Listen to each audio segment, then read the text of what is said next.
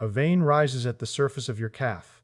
Blue-green, twisted, tracing a path that was not there at 30. The assumption, cosmetic, harmless, inevitable. You are looking at the endpoint of a sequential failure that started with a single valve. Inside every vein in your leg, spaced approximately every 5 to 10 centimeters, sit one-way gates made of two collagen-lined endothelial flaps.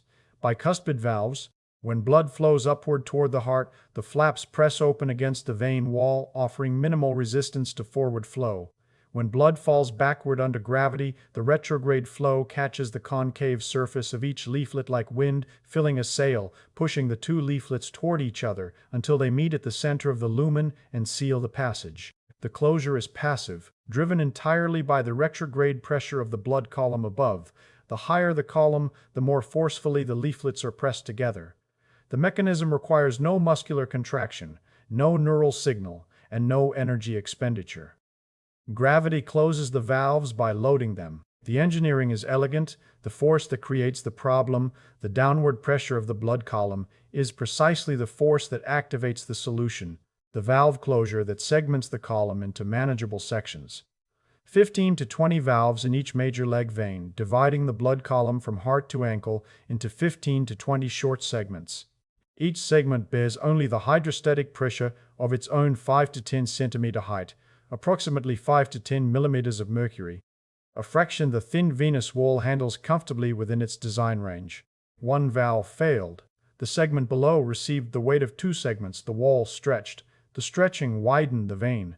The widening made the next valve unable to close. That valve failed. The cascade propagated downward, each opened gate adding its column weight to the gates below, until the vein you see through your skin emerged as the visible evidence of a chain of structural failures that began above the point where the bulge appeared. Why does the blood column generate so much pressure in the first place? Stand up. The blood in your leg veins forms a continuous fluid column from your heart to your ankle, approximately 1.2 meters tall. The hydrostatic pressure at the base of that column, calculable through the product of blood density, gravitational acceleration, and column height, is approximately 94 millimeters of mercury. The dizzy standing discussion used this identical calculation for arterial blood pooling, 1,060 kilograms per cubic meter times 9.8 meters per second, squared times 1.2 meters, producing 94 millimeters of pressure. This physics describes the veins losing their structural segmentation under that pressure. 94 millimeters of mercury pressing downward on a venous wall, approximately half a millimeter thick, 1/10 the thickness of an arterial wall. Arteries are engineered for high pressure with thick muscular walls and elastic recoil designed to handle the 120 millimeters of mercury the heart generates with each contraction. Veins are engineered for low pressure return flow, 5 to 15 millimeters of mercury in the supine position, with thin compliant walls designed for capacitance rather than resistance. A wall built for 10 millimeters of mercury bearing the full column pressure. The engineering mismatch is a factor of approximately 9, a ratio that would fail any industrial pressure vessel immediately. The biological vessel survives only because the valve system divides the 94 into manageable fractions, each fraction within the wall's design tolerance. Without the valves, every square centimeter of vein wall in the lower leg would bear a continuous outward pressure, 9 times greater than the wall was designed to resist. Every second of every minute the body stands upright. The venous wall would dilate within weeks. The valves are the only reason the thin wall survives, and the valve system that divides the full column pressure into manageable fractions is the engineering that makes thin walls compatible with a tall column and a gravitational field. Each valve catches the column above it and holds it. The segment between two adjacent valves contains 5 to 10 centimeters of blood height, generating 5 to 10 millimeters of mercury of hydrostatic pressure on the wall below. The wall handles this fraction comfortably. The valve above holds the rest of the column. Remove one valve from the sequence and the segment below receives the pressure from its own height, plus the height of the segment above. Remove two, and the segment receives 3 segments of pressure. The valves do not merely prevent backflow, they segment the column into loads the thin wall can bear. Each valve is a structural firewall, and the cascade that produces the varicose vein is what happens when the firewalls fail in sequence. What makes the first valve stop closing? Valve closure requires 2 leaflets meeting precisely across the center of the vein lumen. Two age-dependent changes converge at the valve site across decades. The leaflets stiffen through advanced glycation end product cross-linking, identical to the chemistry that stiffens collagen in every connective tissue in the body with age, the Maillard chemistry that browns the collagen fibers, forming covalent bridges between adjacent protein strands that reduce the leaflet's ability to drape closed under the weight of the blood column above. Leaflets that once folded shut under a few millimeters of retrograde pressure become rigid enough to resist full closure. A gap persists. Blood leaks backward. Simultaneously, the vein wall at the valve site dilates under years of hydrostatic loading. Even a 10 to 15% increase in diameter means the leaflets must reach further across the lumen to meet. The distance the leaflets must span has grown, and the leaflets themselves have stiffened. Incomplete closure. Blood leaks backward through the gap between the leaflet edges, a retrograde flow that the valve was designed to prevent and that loads the next segment with pressure it was never designed to bear. Chronic venous disease follows this progression from initial valve failure through cascade propagation to the structural endpoint you see through the skin. Bergen and colleagues established this progression in the New England Journal of Medicine. The section below the failed valve now receives the hydrostatic load from its own column plus the column the failed valve was holding. Instead of the design range 5 to 10 millimeters, the wall experiences 15 to 20, double its design specification. Laplace's law describes what happens next. Wall tension equals pressure times radius divided by wall thickness. The increased pressure from the failed valve above increases the tension on the wall. The wall stretches under the increased tension, which increases the radius. The increased radius increases the tension further through the equation. The wall thins as it stretches, because identical volume of wall material must cover a larger circumference, which decreases the wall thickness term in the denominator, which increases the tension again. All three variables in Laplace's equation move against the wall simultaneously. Pressure up, radius up, thickness down. Each change worsens the others. The feedback is triple adverse. Pressure increases tension directly through the numerator, radius increase amplifies tension through the numerator, and wall thinning reduces resistance through the denominator. No variable moves in the wall's favor. In engineering terms, the system has entered a region of positive feedback, where every parameter change drives the system further from equilibrium. A metal pressure vessel in this condition would be described as approaching catastrophic failure. The biological vessel avoids catastrophic rupture only because collagen has a higher ultimate tensile strength than the pressures the venous cascade produces, but the dilation that Laplace mechanics drive is progressive and self-amplifying across every month. The cascade continues. Well, the physics is identical to a balloon already overinflated. More air increases the pressure. The expansion thins the wall. The thinner wall stretches more easily under the increased pressure. The balloon accelerates toward burst, because every variable feeds the others. The vein wall follows identical physics, except the balloon fails in seconds, and the vein dilates across years under the sustained hydrostatic column. The failed valve no longer segments. What happens to the next valve, the one sitting inside a wall that just dilated beyond its original diameter? Dilated wall at the next valve site widened the lumen. The valve leaflets previously competent, closing reliably for decades, can no longer reach across the wider gap. The second valve fails. The section below receives the cumulative pressure from three segments, 25 to 30 millimeters of mercury on a wall designed for 5 to 10. The arithmetic is linear and relentless. Each additional valve failure adds one more segment height to the column, loading the sections below. 4 failed valves produce 40 to 50 millimeters of mercury on the next intact segment. 5 produce 50 to 60. The cascade accelerates because each failure brings the wall closer to the load at which Laplace mechanics make the next failure inevitable, and the remaining intact valves must each hold progressively more of the column the failed valves above them can no longer segment. Self-reinforcing cascade. Valve failure increases pressure on the next segment. Increased pressure dilates the wall. Dilation makes the next valve incompetent. Incompetence increases pressure on the segment below, and the sequence repeats. Each gate that opens adds its hydrostatic contribution to the load on the gates that remain closed below. The cascade propagates downward from thigh toward calf, from proximal toward distal, because gravity drives the hydrostatic pressure downward and each failure removes one more segmentation point from the column. Valve failure in one segment increases the probability of failure in adjacent segments through the pressure loading mechanism Laplace's law describes. Meissner and colleagues documented this progression in the Journal of Vascular Surgery. Now, the varicose vein visible at the calf is the endpoint of a propagation that may have started at the thigh, 2 or 3 valve stations above. The twisted, bulging appearance is the physics made visible, a thin-walled tube dilated beyond its elastic limit, buckles, folds, and loses its cylindrical geometry. The tortuous shape is structural buckling under pressure, identical deformation any thin-walled cylinder undergoes when internal pressure exceeds the wall. The blue-green color is deoxygenated hemoglobin, visible through a wall that thinned as it stretched, and skin that thinned with age. Venous blood carries hemoglobin in its deoxygenated configuration, which absorbs red wavelengths of light and reflects blue and green wavelengths back through the skin.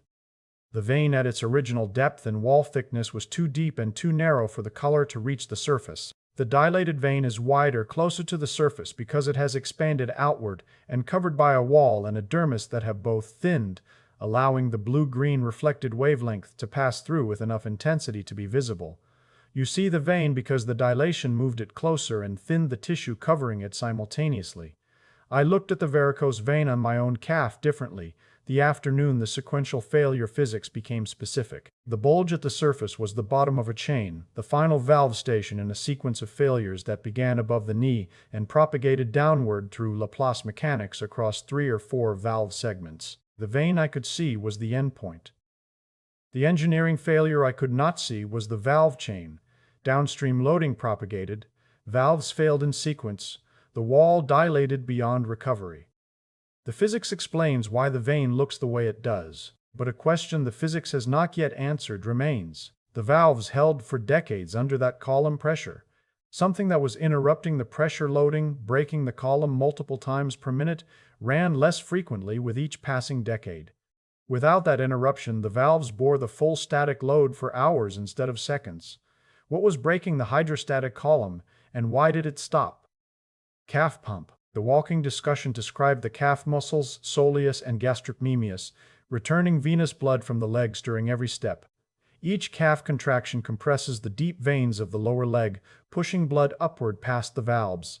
The pump serves a second function beyond venous return. Each contraction temporarily eliminates the hydrostatic column by driving blood past the valve segments faster than gravity can refill them. Venous pressure at the ankle drops from the full column pressure during motionless standing to approximately 20 to 30 millimeters during walking. The pump reduces the pressure loading on every valve in the leg by approximately 65 to 70% for the duration of the compression. The relief is transient.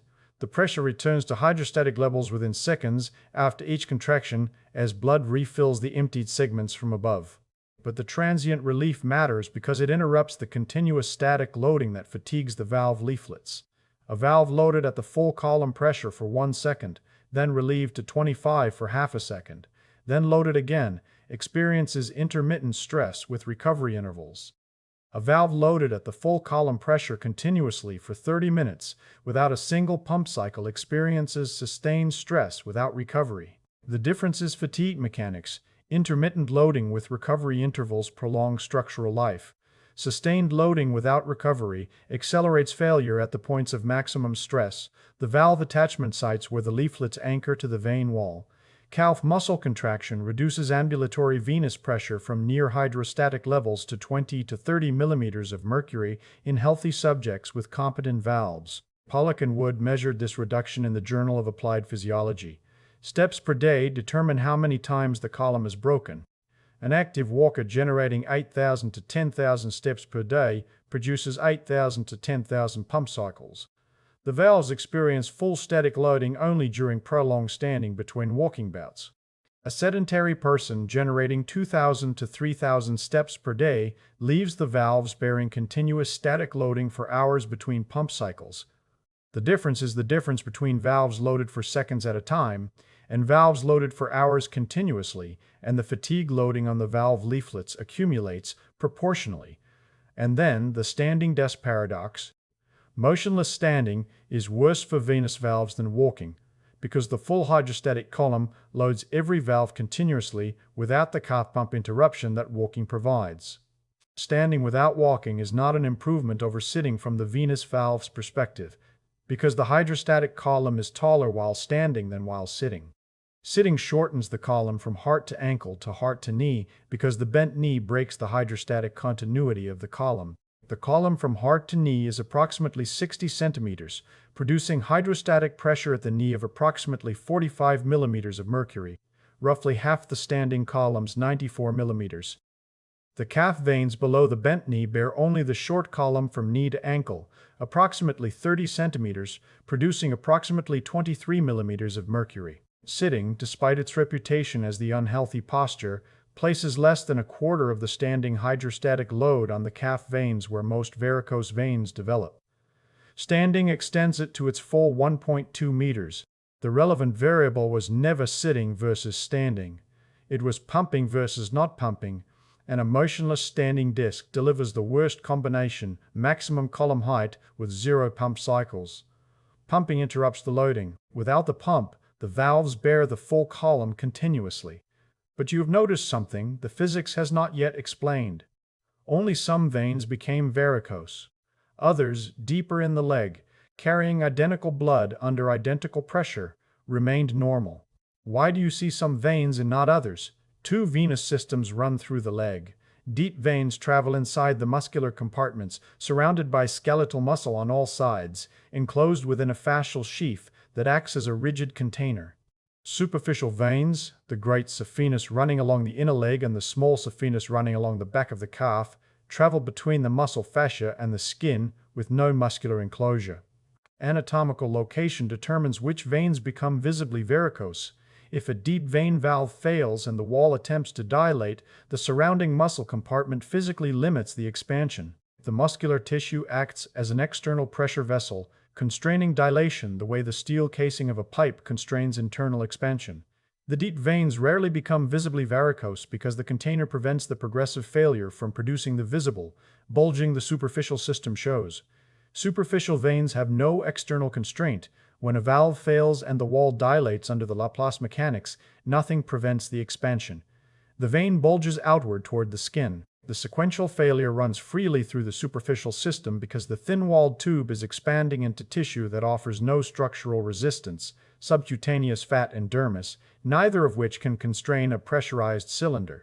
Perforating veins connect the 2 systems through the fascial boundary, also equipped with one-way valves directing flow from superficial to deep. When perforator valves fail, the direction reverses. High-pressure blood from the deep system, pressurized by the calf pump during every contraction, flows outward into the low-pressure superficial system, loading the superficial veins with pressure they were never designed to hold. Perforator incompetence accelerates the superficial sequential failure by adding a pressure source the superficial system's engineering specification never accounted for. The worst varicose veins often appear near failed perforator sites because the deep venous pressure during calf contraction, amplified by the muscle pump to 100 millimeters of mercury or more during exercise, drives directly into the superficial system through the incompetent perforator. The superficial vein at the perforator site receives a pressure pulse with every step, a pulse far exceeding anything the hydrostatic column alone would produce. The combination of static hydrostatic loading between steps and dynamic pressure pulses during steps produces the most rapid valve chain progression at perforator failure sites. Well, the downstream loading has propagated. The valves have failed in sequence. The wall has dilated. Can the physics reverse? Below the elastic limit, the vein wall stretches under pressure and returns to its original diameter when the pressure is removed. This is elastic deformation, the reversible response of a material loaded within its design range. Above the elastic limit, the wall undergoes plastic deformation, a permanent structural change. Vein wall remodeling under sustained pressure follows this material science progression. The elastin fibers exceed their yield point and fragment. The collagen framework remodels under sustained loading into a configuration that cannot return to the original geometry. Raffetto and Khalil describe these mechanisms in vascular pharmacology. The valve leaflets, once separated by the dilated lumen, cannot regrow to span the wider gap. One-directional progressive failure, functional, then dilated, then incompetent, then irreversible. The physics is identical materials. Science that describes any thin-walled pressure vessel loaded beyond its design specification. A copper pipe expanded by freezing water does not return to its original diameter when the ice melts. The metal crossed its yield point, permanent deformation. The vein wall that dilated under years of propagation loading crossed that threshold. The elastin fibers that provided elastic recoil have fragmented. The collagen that provided tensile strength has remodeled into a configuration adapted to the dilated diameter rather than the original, and the smooth muscle cells in the wall have undergone phenotypic changes from contractile to synthetic, producing more collagen matrix and less contractile protein. The wall is structurally different at the molecular level from the wall that existed before the dilation. No amount of subsequent pressure reduction can restore the original geometry once the material has reorganized around the deformed shape. Compression stockings provide graduated external pressure, tightest at the ankle and decreasing upward, mechanically substituting for the segmentation the valves lost. The stockings do not repair valves. They provide the external constraint the superficial veins lack, identical constraint the muscular compartment provides for the deep veins. Graduated compression, typically 30 to 40 millimeters of mercury at the ankle, decreasing to 15 to 20 at the thigh, reduces the effective diameter of the superficial veins at the location where the hydrostatic column is tallest and the wall stress is greatest. The compression improves leaflet coaptation in valves that are partially incompetent but have not yet crossed the plastic deformation threshold. By reducing the vein diameter externally, the compression brings the leaflet edges closer together, potentially restoring closure in valves whose leaflets can still meet if the gap is reduced. In segments where valves have already failed permanently, the compression reduces the column height. Each failed section contributes to the sequential failure by limiting dilation and maintaining a smaller cross-sectional area that reduces the volume of blood pooling in each incompetent segment. One valve started the valve chain. The physics explains why it propagated, why the calf pump could have prevented it, and why the deformation cannot reverse. The final question is why the downstream loading started when it did, not at 30, not at 40, but in the decade after 50. 4 variables converge after 50, each one independently loading the progressive failure threshold closer to the point of first valve failure. Valve leaflet stiffness increases through advanced glycation cross-linking that accumulates on every collagen structure in the body with age, reducing the leaflet's closure compliance year by year. Vein wall elastic recoil diminishes as the elastin fibers fragment and the collagen framework stiffens under decades of cumulative loading. The calf pump runs less frequently as walking decreases, sedentary time increases, and the steps per day count that determines how often the hydrostatic column is broken declines across each decade after peak activity. Average daily step counts decline from approximately 7,000 at age 50 to approximately 4,000 at age 70, a 40% reduction in the pump cycles that relieve the valves. The valves that receive 7,000 pressure relief intervals per day at 50 receive 4,000 at 70. Bearing continuous static loading for proportionally longer intervals between each pump cycle. Body weight may have increased, adding venous return volume the system must handle with every heartbeat, increasing the filling pressure the valves must contain with each cardiac cycle. 4 variables converging. Stiffer leaflets, weaker walls, less mechanical relief, more volume. Each variable independently brings the system closer to the first valve failure. Together they compress the timeline. The propagation that would have started at 65 in an active walker with thin body habitus and no family history may start at 50 in a sedentary person with a family history of venous insufficiency and 30 additional pounds of body weight loading the venous return. Genetics loads the threshold. Collagen structure, vein wall thickness, and valve leaflet dimensions all carry heritable variation. Families with inherently thinner walls or smaller leaflets enter the sequential failure at a lower cumulative hydrostatic load because their engineering margin was narrower from the start. The genetic variation is in the collagen itself. Type 1 and type 3 collagen ratios in the vein wall determine the wall's tensile strength and elastic compliance, and individuals with a higher proportion of the more compliant type 3 collagen have walls that stretch more readily under an identical hydrostatic load. The valve leaflets themselves vary in surface area, with smaller leaflets requiring less dilation to produce incomplete closure. The genetic component is not a single gene but a constellation of structural proteins that collectively determine how much hydrostatic loading the system can absorb before the first valve fails. Two individuals of identical age, identical activity level, identical body weight, and identical occupational standing exposure may reach the valve chain threshold a decade apart, because one inherited a wall thickness of 0.6 millimeters and the other inherited 0.4. The thinner wall reaches its elastic limit sooner, the first valve fails sooner, and the downstream loading that follows runs through identical physics but begins at a younger age. The same decades of standing, that calf pump frequency, the same cross-linking chemistry arrive at the progressive failure threshold sooner when the starting margin is smaller. My own family history carried different weight once the four variables had numbers. The varicose veins my mother developed at 52, the family tendency toward venous insufficiency visible across 3 generations. The genetic contribution was the starting margin, the behavioral contribution was the pump frequency, the age contribution was the cross-linking and the elastin loss, and the load contribution was the weight the system carried across 3 decades of adult life.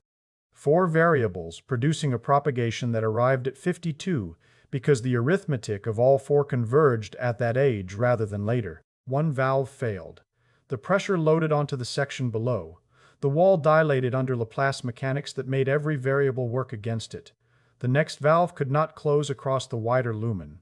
The sequential failure propagated downward through the column, gravity driving the pressure, the thin wall absorbing every load the failed valves could no longer segment. The calf pump that would have interrupted the loading ran less every year. The wall that might have recovered crossed its yield point and deformed permanently. One valve chain. One physics, hydrostatic pressure on a wall that was never built to hold it.